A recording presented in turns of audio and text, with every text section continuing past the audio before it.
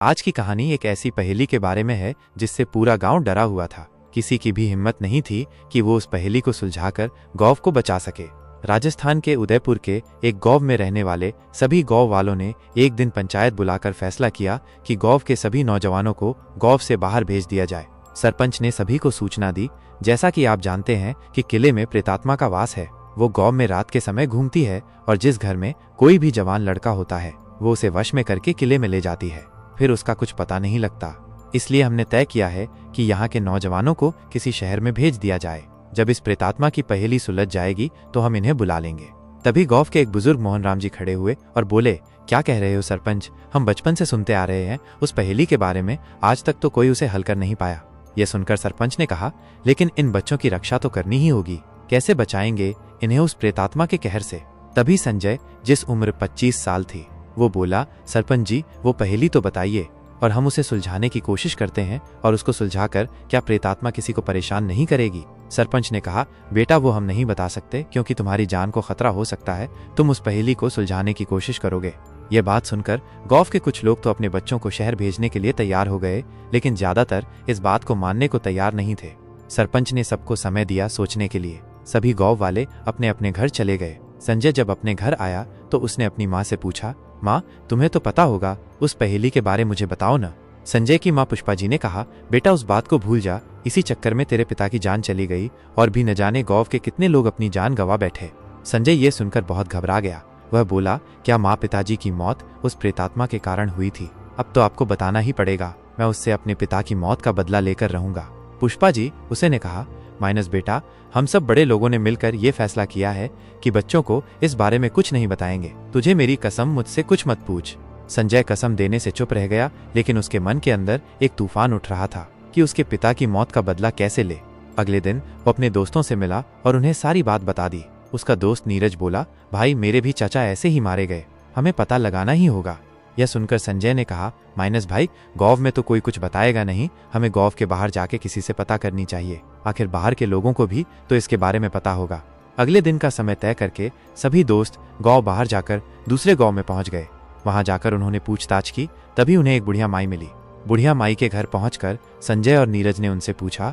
बुढ़िया माई की बात सुनकर दोनों के होश उड़ गए। उन्होंने कहा, बेटा उस गांव के ही नहीं, कई गांवों के लोग मारे जा चुके हैं उस पहेली के चक्कर में। संजय बोला, मां जी मेरे पिता भी जा चुके हैं, आप बस ये बताओ वो पहेली है क्या? तब बुढ़िया माई ने कहा, बेटा अगर तुम वहां कभी मत जाना, इसी शर्त पर मैं तुम्हें बताऊंगी। संजय और नीरज मान जाते हैं। तब वो बुढ़िया माई कहती है, उस किले में एक राजा राज करता था, हम सब उसकी प्रजा थे। राजा रानी बहुत भले थे, सबका कल्याण करते थे। कुछ सालों बाद रानी ने एक कन्या को जन्म दिया, उसका नाम था कोमलमती। जब वो पैदा हुई थी उस दिन चंद्र ग्रहण था। नकारात्मक शक्तियां ऐसे में बहुत ताकतवर होती हैं। उसमें से एक नकारात्मक शक्ति ने उस कन्या पर अपना कब्जा कर लिया। जब तक वो छोटी थी तब तक तो सब ठीक था, लेकिन जैसे जैसे वो बड़ी हुई उसका स्वभाव बदलने लगा। वह तंत्र मंत्र करने लगी। जब उसके पिता ने उसे शिक्षा के लिए भेजना चाहा तो वह बहुत गुस्सा हो गई। कहते हैं रात को उसने अपने माता पिता दोनों को मार दिया और महारानी बनकर राज करने लगी। वो गरीबों पर बहुत अत्याचार करती थी, सभी उसके राज्य में परेशान रहते थे। एक दिन वह तंत्र मंत्र कर रही थी, तब उसने मंत्रों की शक्ति से राजा का सारा खजाना महल में ही एक गुप्त स्थान पर छिपाकर उस जगह को ताले में बंद कर दिया। सेनापति राघव, जो कि उससे बहुत प्यार करता था, उसने शादी का प्रस्ताव रखा, जिसे सुनकर कोमलमती बहुत गुस्सा हो गई और सैनिकों को उसे कैद कर जेल में डालने के लिए कहा। लेकिन सैनिक सेनापति को बहुत पसंद करते थे, उन्होंने रानी की बात नहीं मानी। इस पर सेनापति ने राज्य के लालच में उसे मार दिया। लेकिन जब वो राजा बना तो खजाने में एक भी पैसा नहीं था। बहुत ढूंढने पर भी खजाना नहीं मिला। राज्य में भुखमरी फैल गई। इधर रानी की आत्मा पूरे महल में घूम रही थी। एक दिन सेनापति अपने कक्ष में मरा हुआ मिला। तब से वहां कोई राजा नहीं बन पाया और हम लोग अपने अपने छोटे छोटे गांव में बट गए। आज भी वो प्रेतात्मा उस खजाने को किसी को लेने नहीं देती। इसी लालच में कई लोग वहां गए और उस प्रेतात्मा के हाथ अपनी जान गंवा बैठे। यह सुनकर संजय बोला, लेकिन मैंने तो सुना है कि गांव में आकर जवान लड़कों को अपने साथ ले जाती है। बुढ़िया माई ने कहा, हाँ यही तो पहेली का दूसरा हिस्सा है। जब गांव वालों ने वहां जाना बंद कर दिया तब वो खुद अपना शिकार ढूंढने गांव में आने लगी और खजाने का लालच देकर गांव के नौजवानों को, जिन्हें इस कहानी का पता नहीं है, उन्हें अपने साथ ले जाती है। इसी बीच नीरज ने कहा, लेकिन मां जी ऐसे में उस खजाने का पता कैसे लगे और उस प्रेतात्मा से पीछा कैसे छुड़ाया जाए? बुढ़िया माई ने कहा, उन मंत्रों से बंधे खजाने को ढूंढने के लिए उस प्रेतात्मा की मुक्ति जरूरी है, तभी वो मंत्रों से मुक्त हो पाएगा। लेकिन ये काम वही कर सकता है जिसे उस खजाने का लालच न हो, वो सारा धन जनता के भलाई के कामों में लगा दे।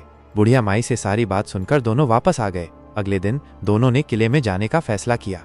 बिना किसी को बताए दोनों किले में पहुंच गए। संजय के पास गंगा जल था और नीरज के पास एक मंत्र से अभिमंत्रित किया हुआ कलावा था। सबसे पहले उन्होंने वो कलावा किले के दरवाजे पर बांध दिया, जिससे रानी की प्रेतात्मा बाहर न जा सके। उसके बाद संजय हर जगह गंगा जल छिड़कता हुआ आगे बढ़ने लगा। कुछ दूर जाने पर उनके सामने काला साया दिखाई देने लगा। संजय ने गंगा जल छिड़कना शुरू किया। तभी प्रेतात्मा बोली, अपनी जान की खैर चाहता है तो चले जाओ यहाँ से। संजय ने जवाब दिया, हम तुझे मुक्ति दिलाने आए हैं, इस खजाने को छोड़ और मुक्त हो जा। यह कहकर संजय ने सारा गंगा जल उस काले साए पर डाल दिया। कुछ ही देर में प्रेतात्मा तड़पने लगी। तभी उसके पीछे खजाने का संदूक दिखाई दिया। प्रेतात्मा के मुक्त होते ही खजाने का संदूक खुल गया। दोनों खजाना लेकर गांव में आ गए और सरपंच को सौंप दिया। इस तरह पूरा गांव डर के साए से बाहर आ गया। सरपंच ने खजाना गांव के विकास में लगा दिया। इससे गांव वालों के घरों में खुशहाली आ गई।